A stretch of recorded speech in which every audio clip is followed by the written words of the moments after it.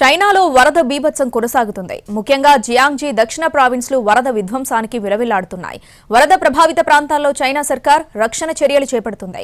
అయితే 60 ఏళ్లలో కనీవిని ఎరగని స్థాయిలో వర్షాలు కురుస్తున్నట్లు తెలుస్తోంది.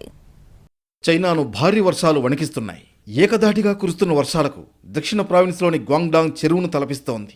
6 దశాబ్దాల్లో ఎన్నడూ కనీవిని ఎరుగని రీతిలో కురుస్తున్న వర్షాల కారణంగా 4 మృతి చెందగా మరో 10 మంది గల్లంతయ్యారు. పెరల్ నది దిగువన ఉన్న పెరల్ రివర్ డెల్టా కూడా నీటిలో మునిగిపోయింది.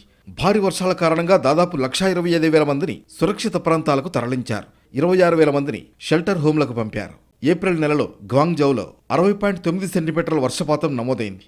1959 తర్వాత గ్వాంగ్జౌలో ఇంత భారీ వర్షాలు కురవడం ఇదే తొలిసారని సమాచారం.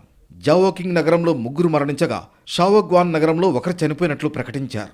గత శనివారం ప్రారంభమైన వర్షాల కారణంగా గ్వాంగ్డాంగ్ ప్రావిన్స్ వాసులు రోడ్లపై పడవల్లో తిరిగే పరిస్థితి కనిపిస్తోంది. ఇక జియాంగ్జీ ప్రావిన్స్ లో కూడా వర్షం విధ్వంసం సృష్టించింది. దీంతో పెద్ద ఎత్తున జనాల్ని సురక్షిత ప్రాంతాలకు తరలిస్తున్నారు. ఈ వర్షాల కారణంగా పంటలు కూడా పెద్ద ఎత్తున దెబ్బతిన్నాయి. గ్వాంగ్డాంగ్ ను ఫ్యాక్టరీ కర్మాగారంగా పిలుస్తారు. ఇక్కడ భారీ స్థాయిలో వస్తువుల్ని తయారు చేసే పలు కంపెనీలు ఉన్నాయి. ఈ వర్షాలు వరదల కారణంగా ఆయా కంపెనీలు భారీ నష్టాలను చవిచూస్తున్నాయి.